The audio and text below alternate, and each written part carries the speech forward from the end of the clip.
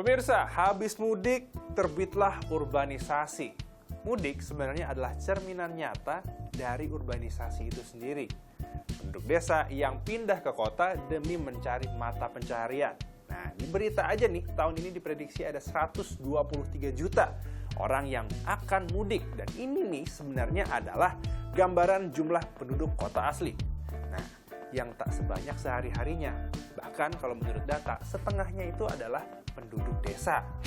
Nah, pemirsa, kota itu selalu menjadi tujuan para pendatang baru. Coba kita lihat, apa sih alasannya sebenarnya? Yang pertama, mencari pendapatan yang lebih baik. Nomor satu. Nomor dua, fasilitasnya tentu lebih baik. Fasilitas sosialnya loh. Nih, kita centang. Dan yang ketiga, ini yang paling penting, layanan kesehatan yang lebih baik dibandingkan di desa. Nah, pemirsa, sudah 9 tahun dana desa ini bergulir. Nih, saya punya datanya nih. Klaimnya berhasil mendorong 20.249 desa maju. Dan ada 6.238 desa mandiri dari total 74.961 desa di Indonesia. Nyatanya, angka manis ini tidak mencegah yang namanya urbanisasi, pemirsa. Terus, apa dong yang keliru? Dan pemerintah bisa apa nih untuk mencegah urbanisasi yang diprediksi angkanya terus bertambah? Elgin Fridianto, Yulianto, Business Talk. Selamat malam saudara, kembali di Business Talk di Selasa malam bersama saya Mahasiswa Tarigan. Seperti yang disebutkan oleh rekan saya sebelumnya, pasca Lebaran Idul Fitri biasanya terjadi fenomena urbanisasi begitu. Dan warga desa ini berbondong-bondong datang ke kota untuk meningkatkan taraf hidup. Lalu bagaimana antisipasi dari pemerintah untuk melihat mereka yang ingin mengais rezeki di ibu kota, apakah nanti lapangan pekerjaan tersedia? Sudah bergabung bersama kami di studio Pak Afriansyah Nur, Wakil Menteri Ketenagakerjaan. Selamat malam Pak Afriansyah. Malam, Terima kasih. Dona. Assalamualaikum. Waalaikumsalam warahmatullahi wabarakatuh. Pak, ini setiap tahun fenomena yang sama. Orang kalau habis pulang kampung tuh ya, terus dijemput sama lihat saudara, mungkin terlihat sukses, akhirnya punya keinginan untuk mengubah nasib hidup mereka. Ya. Nah, biasanya berarti kan mereka kalau ke Jakarta butuh lapangan kerja. Nah, ini bagaimana antisipasi dari regulator untuk menyiapkan lapangan kerja sesuai dengan cita-cita mereka? Jadi memang biasa ya. Jadi mudik setiap tahunnya tentunya ketika melihat orang yang pulang kampung dengan berbagai macam atribut ya, kemewahan, keberhasilan ya kan. Nah, mereka ingin agar supaya mereka juga bisa berangkat ke ibu kota atau ke kota-kota besar, contohnya Jakarta. Ya. Nah, dalam hal ini memang pemerintah khususnya dalam hal untuk mengantisipasi terjadinya arus perpindahan dari dari desa ke kota, arus balik ini ya harus diantisipasi. Nah, dulu pernah ada program dari pemerintahan Gubernur DKI ya kan untuk mengatasi datangnya pendatang. KTP diperlihatkan gitu kan, jadi mereka tidak bisa tinggal di Jakarta lebih lama kan begitu. Nah, sekarang kan era keterbukaan ya kan.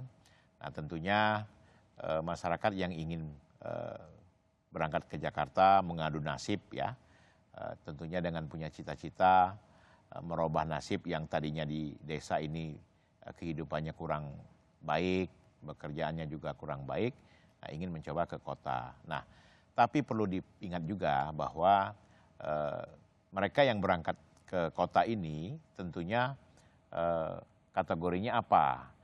Kategorinya apakah mereka punya skill, punya kompetensi, ya kan, punya keilmuan yang tertentu gitu. Yang repotnya, ya ini ada timbul repotnya nih Mbak Ilona. Ya. Kalau mereka tidak punya kemampuan apapun, ya kan, pendidikan pun basicnya hanya tamat SMP misalkan. Nah, ini yang mengkhawatirkan kita sehingga terjadinya penumpukan penduduk di kota besar. Nah, cara mengantisipasinya bagaimana? Ya kita ya agar supaya mereka tidak berduyun-duyun ke kota, kami dari Kementerian Tenaga Kerja mempunyai program. Ya, program-program itu antara lain kami membuat pelatihan di Balai Latihan Kerja kami, ya kan. Nah, BLK ini pelatihan-pelatihan ini untuk melatih anak-anak atau mereka yang ingin mendapatkan pendidikan atau kompetensi yang memang harus baik, punya skill, nah kita latih. Nah dalam hal ini tentunya itu salah satu program. Yang kedua, kita juga punya program itu antara lain misalkan pemberdayaan masyarakat desa ya, desa migran kreatif ya kan, desmigratif ya kan, itu dilakukan oleh teman-teman yang PMI ya, pekerja migran ya. Jadi di situ kita mendidik anak-anak yang punya kemampuan untuk kita juga lakukan pelatihan ya kan, kemudian kita bina ya kan, sehingga mereka tidak ada keinginan untuk berangkat ke kota, tapi mereka ada keinginan untuk melakukan atau pekerjaan juga yang memang mempunyai kemampuan untuk di desa saja, misalkan wirausaha ya kan, kemudian menciptakan lapangan-lapangan kerja yang memang berbasis UMKM ya kan. Nah ini yang harus kita lakukan. Nah memang tidak mudah Mbak Ilona, karena memang kita kembali lagi kepada pribadi masing-masing ya kan. Kadang-kadang mereka juga ingin mendapatkan uang gampang, tentu dengan keinginan yang mudah juga berangkat ke Jakarta atau ke kota besar.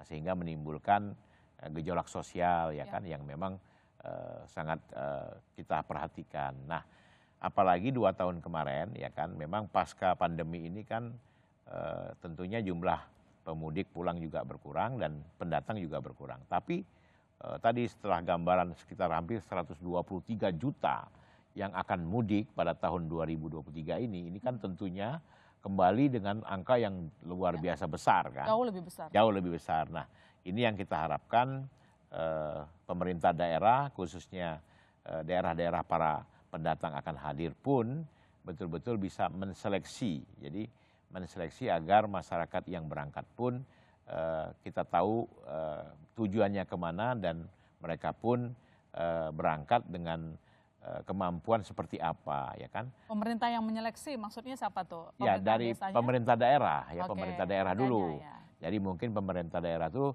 dari desa atau kelurahan ya kan, kemudian naik ke Memastikan kecamatan. tujuan mereka Ya, ke Jakarta memastikan begitu tujuan ya. mereka agar Dan udah tahu mau ngapain gitu ya kalau ya, ke Jakarta. tujuannya mau ngapain.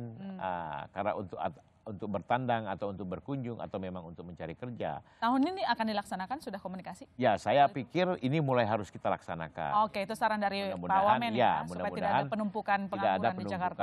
pengangguran di Jakarta dan akhirnya menimbulkan problem sosial. Yes, benar. Jadi intinya teman-teman atau masyarakat yang akan berangkat ke Jakarta itu penduduk daerah harus, kepala daerahnya harus tahu. Jadi mereka itu ke Jakarta tujuannya apa? Ya, Oke. gitu. Gini Pak, lagi dan lagi kan tadi seperti yang Anda sebutkan bahwa orang itu punya motivasi yang berbeda. Kita tidak bisa menghambat orang lain yang ingin lebih maju begitu ya, mencari rezeki ke ibu kota. Kalau kita lihat data juga jumlah masyarakat yang pindah ke Jakarta setiap tahun itu memang terus mengalami kenaikan. Nah dari hasil catatan Kemenaker tadi Anda mengatakan bahwa banyak dari mereka yang ke Jakarta repotnya kalau nggak punya kemampuan, gitu kan. Jadi harus dilatih benar-benar dari nol begitu. Berapa banyak yang akhirnya terserap pekerjaan, berapa banyak akhirnya berakhir menganggur gitu, terunta-unta di ibu kota? Ya, jadi memang data yang kita dapat memang belum begitu signifikan ya. Tetapi memang serapan tenaga kerja yang berangkat ke Jakarta dari desa menuju ke kota besar, Jakarta khususnya, itu memang banyak timbul masalah sosial. Karena memang mereka rata-rata tidak mempunyai skill dan kemampuan yang memadai, ya kan? Sehingga tujuan mereka paling untuk menjadi buruh kasar atau ingin menjadi pekerja rumah tangga ya, misalkan pembantu atau tukang kebun dan lain-lain. Tapi kan itu pun serapannya sangat kecil. Nah oleh karena itu kita pemerintah ya, dalam hal ini Kementerian Tenaga Kerja ini melakukan pelatihan-pelatihan tadi Bu, yang intinya kita membuat mereka tidak ingin berangkat ke Jakarta atau ke kota besar, tapi cukup di daerah saja dan mereka bisa melakukan aktivitas. Pelatihan balai kerjanya itu, saya potong Pak, Ya. itu berarti mulai dari daerah ya? Ya, mulai dari daerah. Pelatihan itu ada di Udah daerah. berjalan ya? Jadi pelatihan-pelatihan itu kami punya namanya unit mobil training ya, MTU ya, mobil training unit. Yang di sana pemerintah daerah bisa minta kepada Kemenaker untuk misalkan pelatihan tata boga, Oke. jahit menjahit. Di request dulu begitu ya, Ya, di dari request dulu. Pemdanya? Nah nanti kita kirimkan mobil training unit ini ke tempat yang minta pelatihan tadi. Sejauh ini efektif? Efektif sekali. Dan mereka sesuai dengan permintaan mereka. Jadi di desa atau di kelurahan tertentu permintaannya apa, nanti kita siapkan dan kita latih. Rajin nggak Pemda meminta itu ke Kemenaker? Rajin, dengan melalui Dinas Tenaga Kerja Kabupaten Kota itu mereka rajin. Dan kita sesuaikan dengan paket-paket yang kita punya, dan ini dibiayai oleh negara. Sudah berjalan berapa lama? Sudah hampir 7 tahun ya. 7 tahun. Selama 7 tahun perkembangannya positif? Positif sekali. Jadi hampir 7 tahun belakangan ini luar biasa dan perkembangannya positif. Gambaran positifnya seperti apa Pak? Ya banyak hal yang bisa kita latih dan mereka akhirnya mendapatkan pelatihan dan mempunyai skill sehingga mereka bisa melaksanakan atau jadi berwirausaha desa ya, gitu desa dan mereka bisa membuat usaha sendiri, Pak. UMKM gitu. Salah satu yang menjadi alasan warga desa berangkat ke kota sebenarnya kan bukan karena nggak ada lapangan pekerjaannya. Kita lihat data BPS pun sebenarnya jumlah pengangguran banyakan di kota ketimbang di desa. Tapi upahnya yang kecil di desa. Buruh desa sama buruh kota itu disparitas ongkos gajinya berbeda. Nah, kalau soal ini Pak Menaker koreksi saya kalau salah, bisa tidak koordinasi begitu soal sistem pengupahan ini? Jadi memang sistem pengupahan ini kan sudah diatur, ya kan? Sudah ada polanya. Jadi memang antara pemerintahan kabupaten kota tertentu itu upah yang diterapkan itu berbeda karena ada cara penilaian pengupahan. Dan itu pun dipresentasikan terhadap dengan misalkan inflasi yang terjadi. Nah, jadi kadang-kadang memang kenapa masyarakat lebih senang kerja di Jakarta atau di kota besar karena gajinya besar. Tapi kehidupannya juga besar, biaya hidupnya juga besar. Nah, jadi makanya pengupahan ini tidak relevansinya tidak sama. Makanya di daerah-daerah lebih murah karena memang daya hidupnya pun sangat murah kan begitu. Jadi tidak bisa disamakan juga, Bu Ilona. Jadi intinya daerah dan kota ini memang punya perbedaan-perbedaan gitu. Itu kan tadi yang Anda sebutkan adalah antisipasi jangan sampai orang terlalu mendewakan kota begitu ya sebagai sumber rezeki. Tetapi apa kabar Pak kalau misalnya banyak warga desa yang ke ibu kota yang tadi mereka tidak punya skill begitu ya, sudah diantisipasi belum Pak itu? Jangan sampai mereka nanti malah nggak tahu mau ngapain. Ini kan tadi yang Anda sebutkan adalah sesuatu yang memang harus kita kendalikan ya, dari sebelum terjadi. Tapi kalau udah kejadian, ya mau nggak mau kan orang berangkat ke Jakarta maunya kerjaan. Sudah bisa dipastikan mereka akan dapat pekerjaan atau? Saya belum bisa memastikan mereka mendapatkan pekerjaan. Apalagi dengan tujuan tertentu, artinya mereka datang ke Jakarta tidak jelas gitu kan. Maksudnya apa? Ingin mengadu nasib di Jakarta ya kan, merubah nasib. Tapi tidak punya tujuan, nah, akhirnya timbullah persoalan-persoalan sosial yang berdampak kepada ibu kota atau kepada kota-kota besar tadi. Jadi untuk Anda saudara yang memang sudah berencana ke Jakarta, pastikan sudah punya tujuan begitu ya Pak Wamen, karena pemerintah juga tidak bisa banyak berbuat begitu, apakah bisa menyediakan lapangan kerjaan terutama di sektor formal begitu. Terakhir Pak Wamen, bagaimana kira-kira koordinasi antar kementerian lembaga untuk menciptakan kesetaraan ekonomi? Jadi memang antara kementerian lembaga sekarang memang harus berkoordinasi. Jadi yang terkait ini kan ada Kementerian Desa. Kalau saya melihatnya gitu ya, Kementerian Tenaga Kerja, Kementerian Koperasi UMKM, ya kan, sehingga 3 kelembagaan kementerian ini bisa berkolaborasi dengan baik. Nah, kami dari Kementerian Tenaga Kerja tentunya menyiapkan tempat-tempat pelatihan. Tempat-tempat untuk mereka mendapatkan skill dan kompetensi. Nah, setelah mereka punya dasar skill dan kompetensi, tentunya misalkan mereka mau menjadi orang yang barista atau membuat kopi ya, kafe. Nah, tentunya saya berharap Kementerian UMKM, Koperasi memberikan fasilitas pinjaman ringan atau fasilitas malah bisa memberikan peralatan murah dengan jaminan atau pinjaman murah tadi untuk mereka bisa membeli alat-alat tadi untuk mereka membuka usaha. Nah, jadi ini yang kita perlu lakukan. Nah, Kementerian Desa ada kaitannya juga tentunya dengan program dari Presiden Jokowi ini punya keinginan bagaimana masyarakat di desa itu betul-betul bisa memperhatikan sehingga perkembangan desa sendiri bisa menjadi lebih baik. Jadi ini ada korelasi yang sangat kuat sehingga kontribusi kita di kelembagaan kementerian ini pun bisa saling bersinergi begitu. Nah, jadi tugas kami adalah memberikan pelatihan dan menghimbau kepada mereka yang ingin kita latih segera mendaftar, ya kan, ada tata boga, menjadi perias atau menjadi membuat kue, ya kan, dan lain-lain yang memang bisa kita lakukan sehingga mereka bisa berwirausaha gitu. Semua harus disiapkan ya. Disiapkan pemerintah oleh desanya pemerintah, dan ya. juga pusat harus harmonis Pak, Aduh, gitu ya, harus supaya harmonis. kita tidak menutup peluang lah bertambahnya jumlah pengangguran Betul. begitu. Apalagi yang sebenarnya tadinya punya pekerjaan sebenarnya di desa, Ya. pas ke kota tidak punya Tidak punya pekerjaan pekerjaan. begitu. Terima kasih Pak Baik. Afren Syanur, Wakil Menteri Ketenagakerjaan. Baik, Mbak. Tadi yang Anda sebutkan, kita akan tanya ke Wakil Menteri Desa. Ya. Susah jeda saudara, tetap Baik. bersama kami.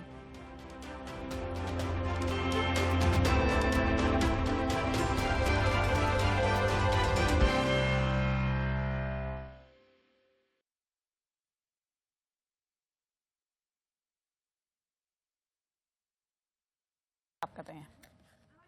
Ya.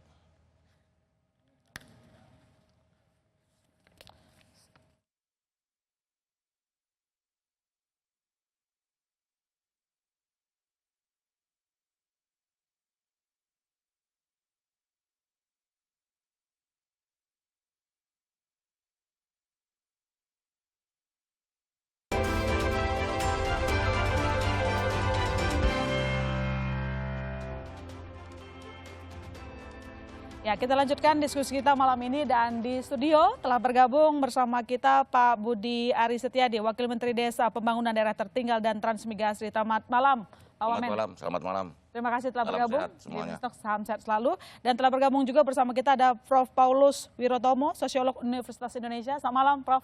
Ya, selamat malam. Terima kasih telah bergabung. Saya langsung ke Pak Wamen dulu. Pak Wamen, tadi saya sempat ngobrol dengan Pak Wamenaker begitu ya.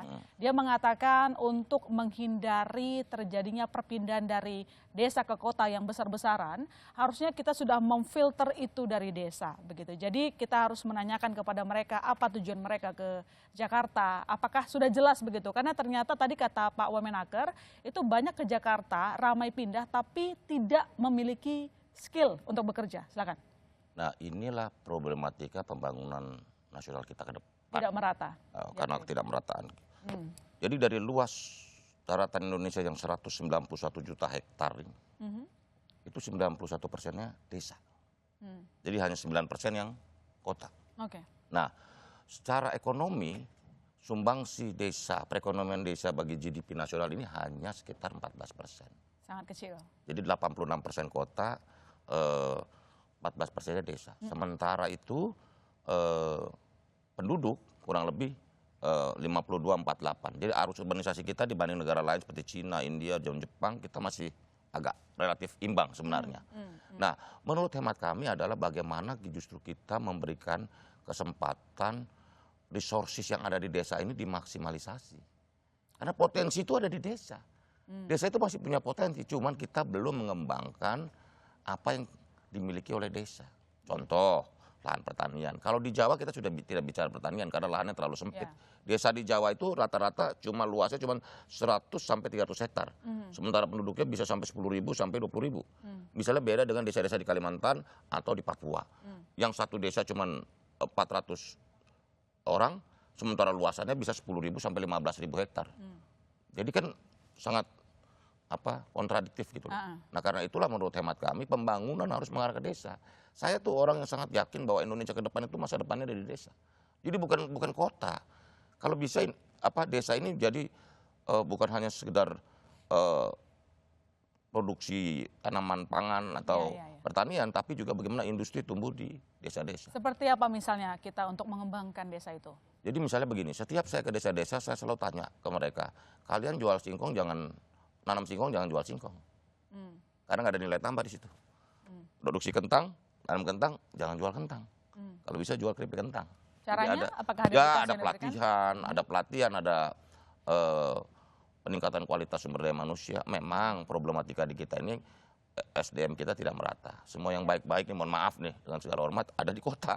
Semuanya pada mau ke kota. Ya itu sudah fakta lah. Kita Itu semua fakta, tahu. karena memang kota memang selalu di seluruh negara di dunia Ya. dengan tingkat urbanisasi yang sudah sampai 73%. Selaku kota misalnya. besar mereka. Selalu ke kota, karena kota itu kan industri. Nah, kita juga harus punya strategi yang baru bahwa bagaimana pusat-pusat pertumbuhan ekonomi juga dimunculkan di desa-desa. Oke, tapi mungkin kan tidak Pak, saya ke pertanyaan awal saya tadi begitu ya, jumlah masyarakat desa yang pindah ke kota setiap tahun selalu naik, itu data dari BPS. Berarti kan pesona kota tidak bisa ditampik begitu untuk meningkatkan taraf hidup. Nah, seperti yang saya sebutkan tadi, apakah memungkinkan kita bisa bertanya begitu kepada mereka tujuan mereka ngapain ke Jakarta? Karena kan ada tidak selalu buruk ya urbanisasi itu ya kan, Iya. tidak selalu buruk, itu juga bisa meningkatkan ekonomi. Tetapi kan kita juga bicara soal kapasitas kotanya ini udah padat banget Ya, begitu betul. kan. Jadi bisa nggak diberlakukan cara yang seperti disebutkan oleh Wameneker tadi? Kita tanya mereka mau ngapain ke Jakarta, tujuannya begini jelas loh. nggak gitu?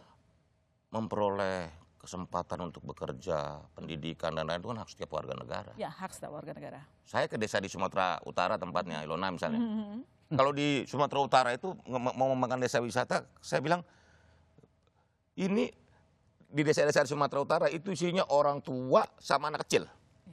Karena begitu udah SMP ke sana udah merantau semua. Merantau semua. Nah, kan kita tidak bisa melarang warga untuk memperoleh kesempatan mencari ilmu pengetahuan dan pekerjaan. Tetapi justru menurut hemat kami yang harus dilakukan adalah pusat-pusat ekonomi itu harus kita pindahin ke desa. Misalnya industri desa, baik skala kecil, menengah maupun besar. Begitu. Oke. Karena buat kami desa ini potensinya belum digarap. Oke. Jadi saya selalu setiap keliling Indonesia melihat desa-desa, ini semuanya belum digarap maksimal. Misalnya yang perikanan, desa-desa maritim itu, ikannya luar biasa banyak gitu loh. Cuman kan tidak tahu bagaimana pemasarannya, bagaimana prosesinya dan sebagainya. Ini Pak Wamen mau nyinggung soal anggaran juga nggak ini maksudnya? Oh ya, ini kan anggaran dana desa ini kan udah relatif sebuah kebijakan afirmatif yang luar biasa loh. Selama hampir 9 tahun sudah hampir 400 triliun kan. Iya. Digelontorkan oleh pemerintah pusat ke desa dan sekarang sudah nyata. Desa sudah mulai menggeliat. Oke. Begitu. Tapi kenapa menurut Anda tadi kan mengatakan bahwa potensinya belum dikembangkan begitu? Loh, begini. Di mana akar masalahnya? Akar masalahnya adalah distribusi sumber daya manusia. Mhm. Distribusi sumber daya manusia harus diakui. Oke. Misalnya jumlah dokter, jumlah sekolah. Jadi berbagai rasio-rasio itu ternyata lebih banyak ke kota misalnya. Gitu. Nah, kita kan harus menggeser paradigma pembangunan kita ini harus menciptakan desa-desa yang tangguh. Oke. Seperti di negara-negara yang maju kan desanya oke sedikit, tapi dia sangat produktif, pendapatannya masyarakatnya tinggi, gitu loh. Nggak apa-apa jumlahnya sedikit, tapi dia sangat memakmurkan warga desanya, gitu loh. Oke. Sehingga mereka memilih tetap ada di desa, gitu. Oke, sebelum saya ke Prof, saya sekali lagi ke Pak Wamen. Kalau kita lihat jumlah desa mandiri itu kan sebenarnya naik terus begitu. Iya. Tapi saya boleh simpulkan yang Anda sampaikan tadi mengakui bahwa sebenarnya kita belum bisa menjadikan desa sebagai sebuah tempat yang mampu mengembangkan SDM memiliki taraf hidup lebih layak. Anda mengakui itu tidak? Begini loh, dalam 9 tahun terakhir ini udah agak berubah. Sebenarnya sudah ada perkembangan. Sudah banyak berubah. Jadi maksud saya memang karena kita negara besar harus Iya, diakuin. benar. Ngurus negara segede luas ini kan nggak bisa Iya, iya. kayak balik tangan aja. Tapi juga memang prosesnya jalan. Misal kita contoh desa di Jawa. Desa di Jawa udah relatif lebih maju. Kalau kita lihat desa di Jawa jalannya bagus, sekolah ada, puskesmas ada, Fasilitas untuk fasilitas umumnya udah ada ya? fasosnya lancar itu. Memang di beberapa desa di luar Jawa masih banyak problematika, tapi lebih banyak kendalanya adalah kendala geografis. Nah, memang penduduk sumber daya manusia ini penting jadinya gitu loh. Karena juga harus kita akui pembangunan kita ini sebenarnya Jawa sentris dari dulu. Semua sekolah terbaik ada di Jawa. Ya. Ilona juga merantau. Merantau saya juga. Pasti juga sekolahnya di Iya. Jawa. Dokter-dokter di Jawa. Dokter-dokter terbaik gitu. Ya. Guru-guru terbaik di sini. Sehingga menurut saya harus disebar.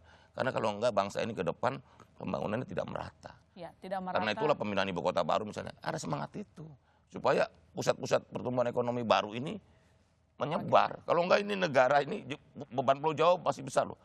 Pulau Jawa ini 55% penduduk loh kalau secara data. Padahal luas wilayahnya cuman kurang dari 10% wilayah Indonesia. Padat lah kalau DKI kita sebutnya. Jawa. Pulau Jawa cuma 11 juta hektar. Luas Indonesia daratannya 191 juta hektar. Nggak sampai 5%, 10% kurang. Oke, baik.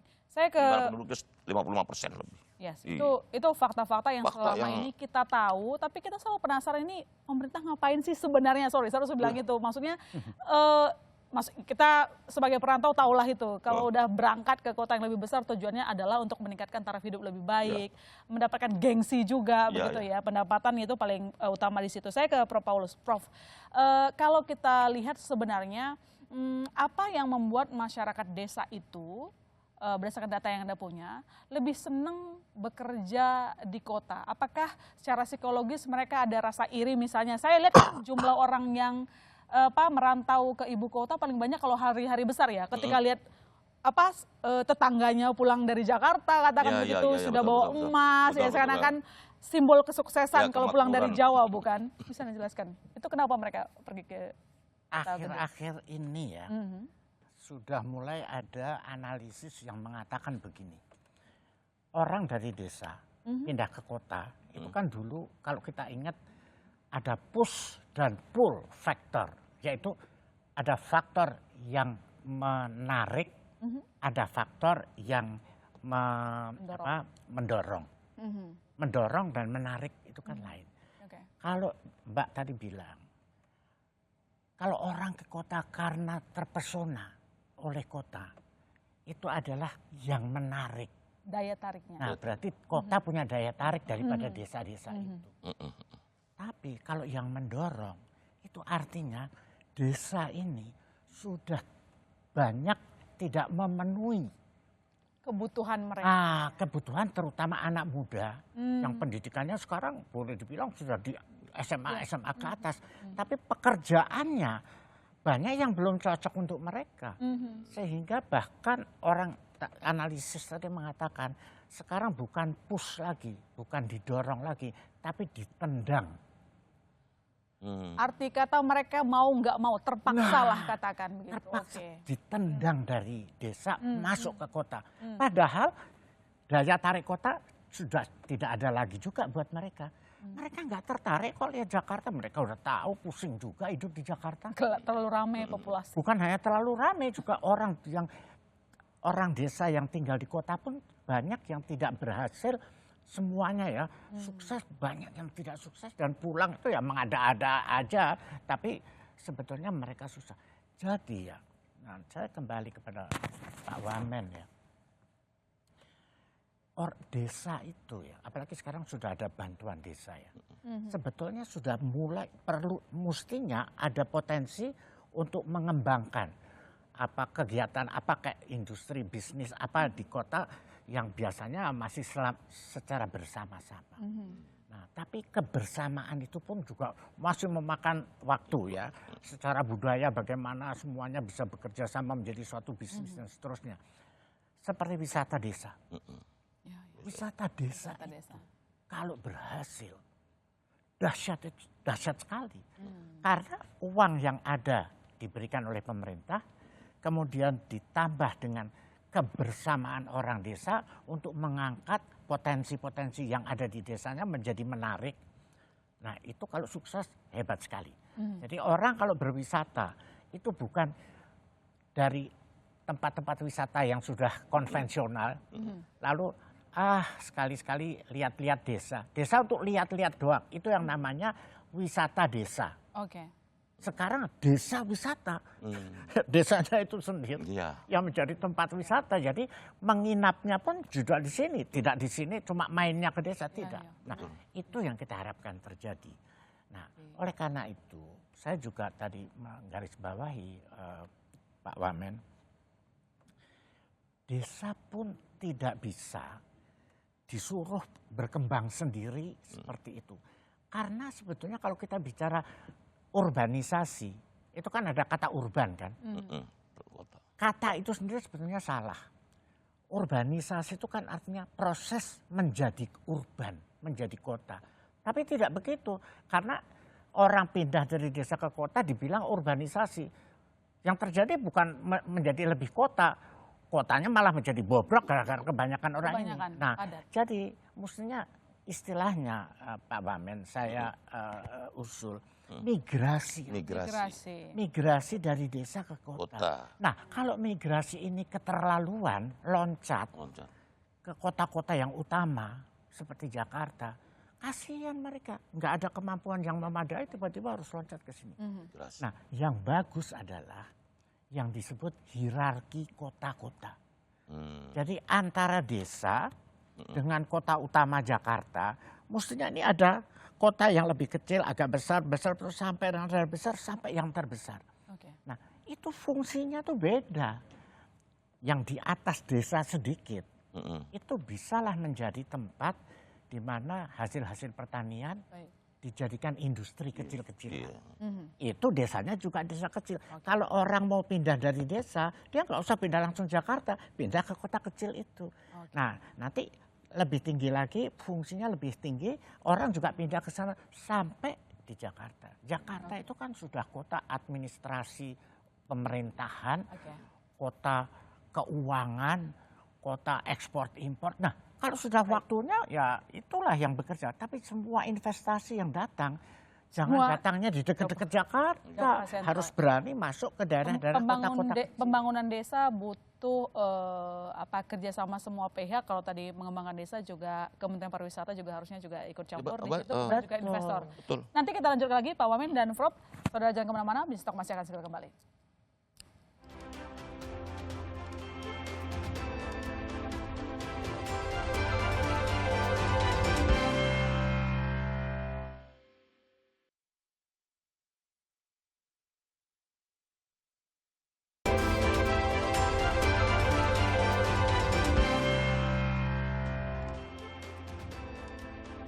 Anda kembali menyaksikan Bisnis Talk dan di segmen ini telah bergabung bersama kita wartawan senior kontan Mbak Titis Nurdiana. Selamat malam Mbak Titis. Selamat malam Ilona. Menarik ya, kita dapat poinnya, dapat intinya. Ya. Cuman masalahnya memang susah untuk dikelarin begitu, hanya dalam beberapa waktu singkat. Sebelum saya ke Mbak Titis, saya ke Pak Wamen lagi. Pak Wamen, sebenarnya sekali lagi untuk melihat data, desa itu tidak kekurangan lapangan pekerjaan. Karena data BPS, pengangguran itu paling banyak sebenarnya di kota. Ya. Cuman upahnya yang jauh lebih kecil. Dan itu yang membuat mereka warga desa memilih untuk mungkin saya ke kota-kota besar lah untuk merubah nasib saya. Nah, soal hal ini bagaimana Anda menjawabnya? Karena setahu saya kan di desa juga ada BUMDes, ada Prukades begitu kan, sebuah upaya untuk mensejahterakan warga desa. Apakah itu tidak berjalan dengan baik atau ada yang perlu dikoreksi?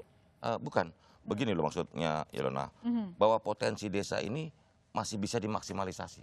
Tadi kan saya bilang jumlah penduduk apa rasio, tapi kok ekonomi desa ini cuma 14% dari GDP nasional, sementara 86% ini disumbang oleh kota, begitu loh. Jadi kalau kita mau Indonesia tumbuh 5, 6, 7%, menurut saya ini desa mesti dinaikin. Nah apa? Indonesia ini 4 keunggulannya yang tidak bisa dimiliki oleh negara lain. 1 pertanian, perikanan, pariwisata, sama peternakan.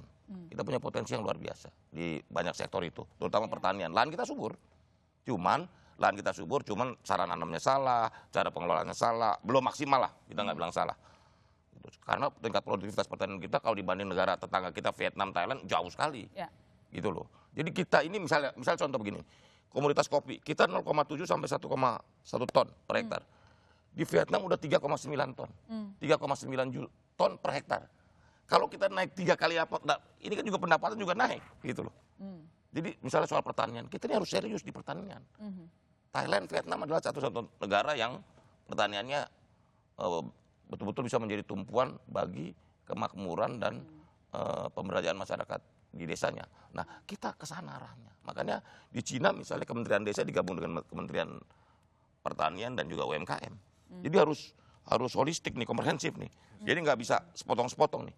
Karena begitu kita bicara pertanian, kita ngomong persaranannya, ngomong teknologinya, juga ngomong pemasarannya dan sebagainya. Sehingga juga keuntungan petani bisa maksimal. Harus dibenahin satu-satu ya. Jadi memang enggak, tapi kita optimis. Arahnya tracknya udah tepat kok, gitu loh. Udah. Nah, tapi persoalan kita juga tantangan kita nih, Prof. Hanya anak muda kita hanya 3% yang mau terjun ke pertanian. Ya. Nah, ini problematika utama kita. Tapi kan perlu dicari tahu kenapa mereka tidak mau. Loh, karena nilai tambah di sektor pertanian sangat sedikit. Itu dia. Tetapi saya yakin kalau misalnya, makanya konsep smart farming, bagaimana pertanian kita dikelola secara lebih cerdas gitu loh. Iya. Saya yakin bagaimana produktivitas naik, kualitas naik gitu loh. Karena Kualitas kalau produknya dibandingkan naik. sama negara-negara berkembang, yang maju katakanlah China begitu, itu pertaniannya udah pakai teknologi. Lo semua Dan udah pakai itu luar teknologi, biasa.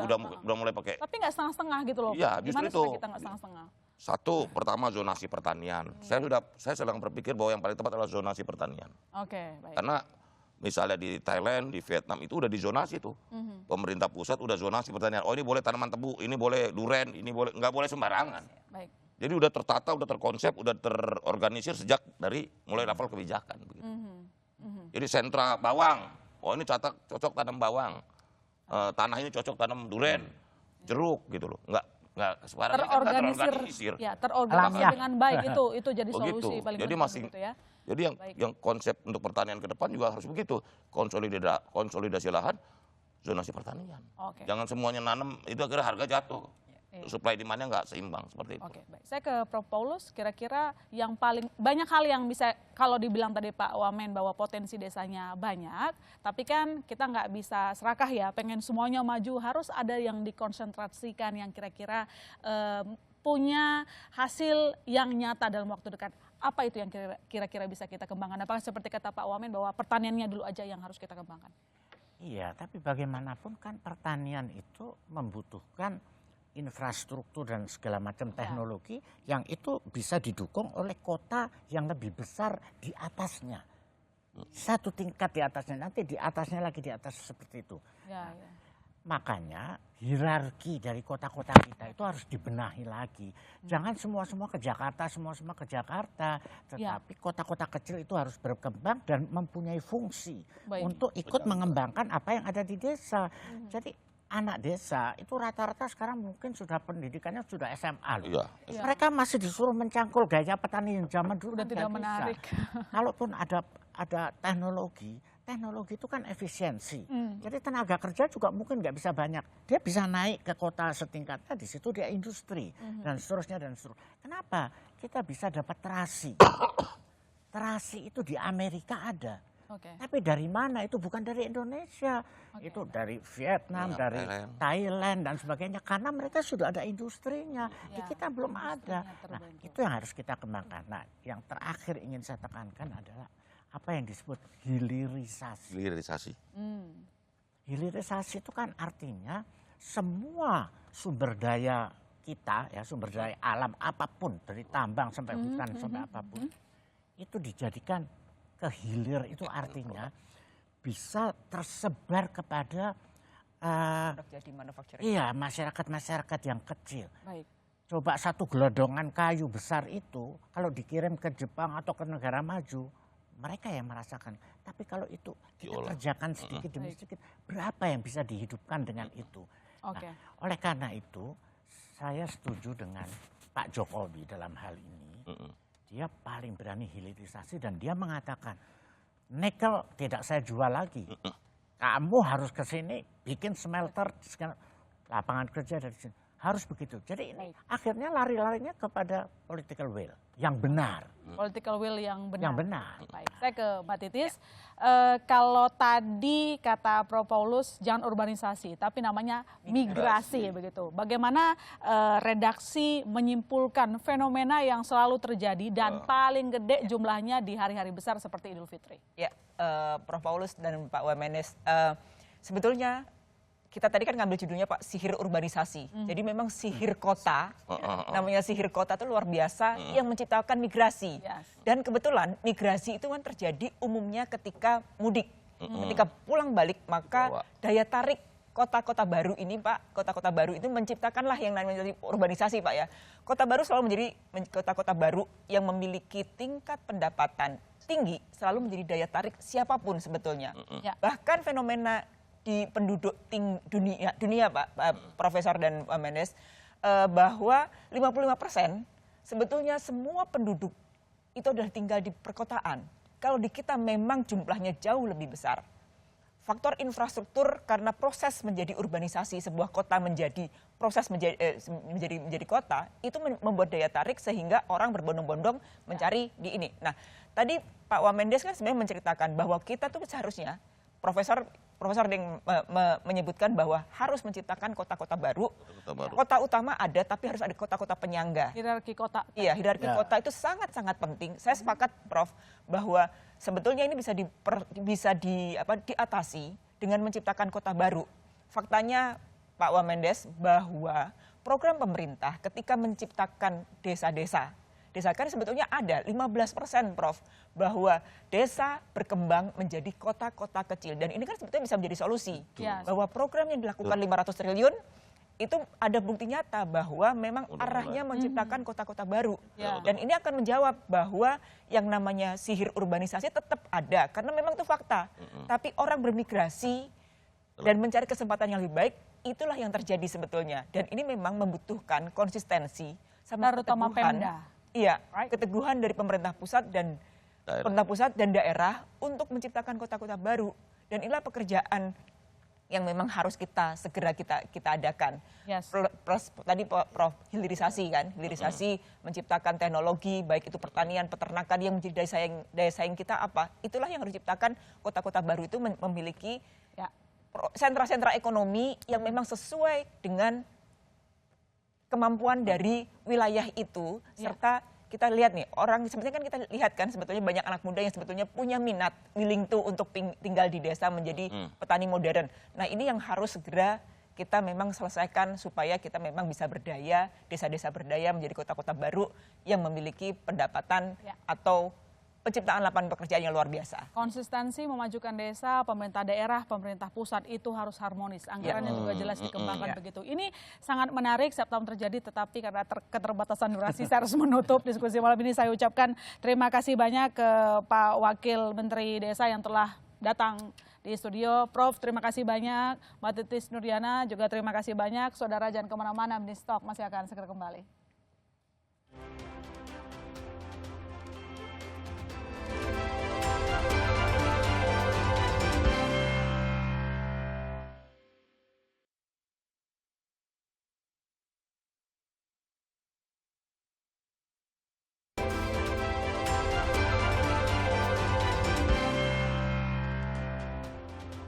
Ya, kota akan terlihat selalu lebih mempesona ketimbang desa kalau pembangunannya tidak merata dilakukan. Maka dari itu kita tunggu konsistensi pemerintah pusat dan daerah untuk mengembangkan desa, terutama tadi salah satu solusi hierarki kota. Saya masih Setarigan undur diri, sampai jumpa Selasa depan.